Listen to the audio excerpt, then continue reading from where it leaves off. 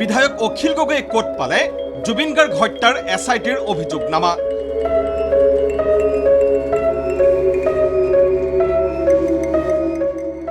কোনে দিলে বিধায়কগৰাকীক অভিযোগনামাৰ ফাইল?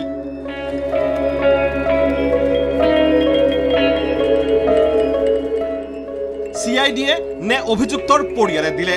ন্যায়পালিকাৰ বিষয়ত বিধানমণ্ডলৰ সদস্যৰ নীতিবিৰুদ্ধ স্থিতি।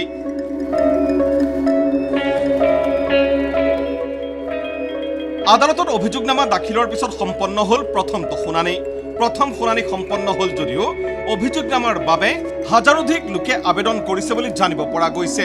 তেনে সময়ত কোনো লোকক চাৰ্টিফাইড কপি আদালতে দিয়া নাই।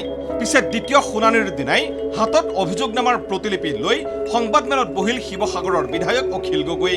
অভিযোগনামা পঢ়ি কি ক'লে বিধায়কগৰাকীয়ে?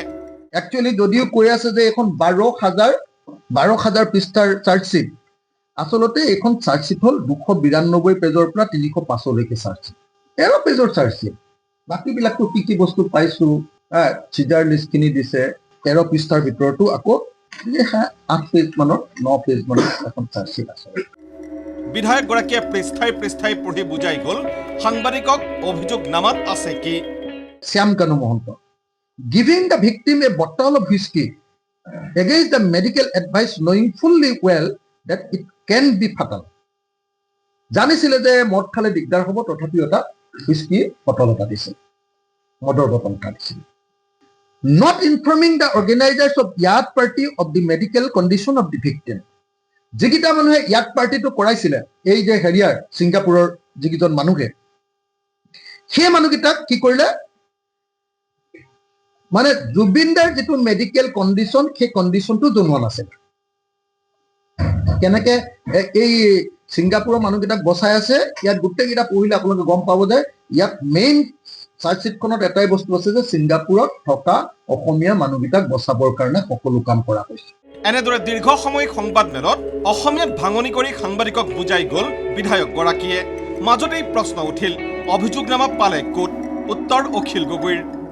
বিজেপিৰ যিটো কোম্পানী, এতিয়া এইটো কোম্পানী এতিয়া RSS বিজেপি নাই নহয়। সেই SBS কোম্পানী প্ৰাইভেট লিমিটেডৰ চেয়াৰমেনে এতিয়া ইমান টেনশ্যন কেলে খাইছে? চাৰ্জশ্বিটখন যোনেই য'ত নেপাক লাগিলে, যদি মিছা কথা তেতিয়াহ'লে ক'বা। চাৰ্জশ্বিট তোমালোকৰ পুলিচেই লিক কৰি দিয়ে, লিক কৰেতো তোমালোকৰ এনকুৱাৰী অফিচাৰে। ইফালে মুখ্যমন্ত্ৰী আকৌ হতবাক, ক'ত পালে অভিযোগনামা? কোনে ক'লে অখিল গগৈক অভিযোগনামাত দুৰ্বল বুলি? কেনেকে জানিলে? জাজে ক'লে নেকি তেওঁলোকক দুৰ্বল বুলি? তেওঁলোকে ক'ৰ পৰা পঢ়িলে, ক'ৰ পৰা? ভিতৰত কয়ে লিখা আছে নে খয়ে লিখা আছে তেওঁলোকে দেখিলে ক'ৰ পৰা? আদালতৰ যিটো কাম সেইটো বিৰোধীয়ে কেনেকে কৰিব? ইফালে একে বহাতেই জিভা পিছলি ওলোৱা কথা থাকিবলৈ সংবাদ মাধ্যমলৈ দুখ ঠেলিলে বিধায়কগৰাকীয়ে। সব সাংবাদিকৰ হাতে হাতে চাৰ্জশ্বিট আছে, খালি কোৰ্টে ধৰিব বুলিহে কোনেও চাৰ্জশ্বিটখন উলিয়াই দিয়া নাই। চবৰ হাতে কালিতো হেৰিয়ে পাতিছে, ND24 টক শ্ব' পাতিছে, চবতে টক শ্ব'ই পাতিছে। নীতি বহিৰ্ভূতভাৱে হাতত অভিযোগনামা লৈ সংবাদমেল দিয়া অখিল গগৈৰ কাৰবাৰ দেখি হতবাক সকলো। তাৰ মাজতে বাজপেয়ী ভৱনত সংবাদমেল পাতি বিজেপিৰ মুখপাত্ৰ তথা গুৱাহাটী উচ্চ ন্যায়ালয়ৰ অধিবক্তা মানস শৰণীয়াই উভতি ধৰিলে শিৱসাগৰৰ বিধায়কগৰাকীক। আপোনালোকে জানে যে অখিল গগৈ এজন জনপ্ৰতিনিধি, শিৱসাগৰ বিধায়ক, আৰু তেওঁ এজন আইন প্ৰণেতা। তেওঁলোকে বিধানসভাত আইন প্ৰণয়ন কৰে। কিন্তু অখিল গগৈৰ যিবোৰ যেনেকুৱা ধৰণৰ বক্তব্যবোৰ ৰাখিছে, সেইটো সুস্থ গণতন্ত্ৰৰ পৰিপন্থী। আৰু জুবিন গাৰ্গৰ মৃত্যু সম্পৰ্কে যেনেধৰণৰ বক্তব্য কালি ৰাখিছে, যি আইনৰ এটা বিচাৰ প্ৰক্ৰিয়াৰ চাৰ্জশ্বিট দিয়াৰ পিছত আৰম্ভ হৈছে, তেওঁ সেই বিচাৰ প্ৰক্ৰিয়াটোত হাৰি যোৱাটো বিচাৰে, আৰু তেওঁৰ বক্তব্যৰ পৰা এইটোৱে বুজা যায়। এয়া বিধানপালিকা হৈ ন্যায়পালিকালৈ ভাবুকি সৃষ্টি কৰিছে বুলি দাবী মানস শৰণীয়াৰ। ভাৰতবৰ্ষৰ সাংবিধানিক যিটো ব্যৱস্থা, এক্সিকিউটিভ, লেজিছলেটিভ এণ্ড জুডিচিয়াৰী, তেওঁ এই জুডিচিয়াৰীত তেওঁ লেজিছলেটিভৰ মানুহে সাংবিধানিক এটা ইণ্টিগ্ৰিটিত এটা ভাবুকিৰ সৃষ্টি কৰিছে। গতিকে অখিল গগৈক অনাৰেবল ছেছন কোৰ্টে তেওঁলোকে এটা ৰেফাৰেঞ্চ দিব পাৰে হাইকোৰ্টত যে এই কথাখিনিৰ কাৰণে মোৰ বিচাৰ প্ৰক্ৰিয়া চলোৱাত অসুবিধাৰ সন্মুখীন হৈছে। ভিক্টিম ফেমিলিৰ মেম্বাৰে যদি বিচাৰে অখিল গগৈৰ এগেইনষ্টে কণ্টেম্প্ট প্ৰচিডিং কৰাৰ কাৰণে আহ্বান জনাব। প্ৰয়োজনত বিধায়কগৰাকীৰ বিৰুদ্ধে এজাহাৰ দিয়াৰ কথাও উল্লেখ কৰিলে সংবাদমেলত।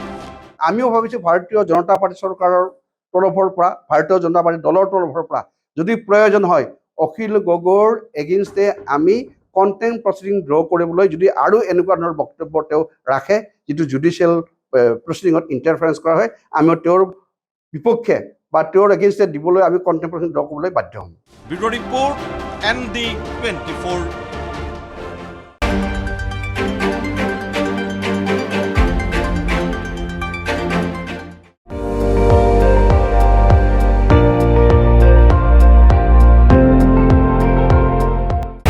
আপুনি চাই আছে ND24, সৰ্বশ্ৰেষ্ঠ নহয় সৰ্বোত্তমৰ দৌৰত।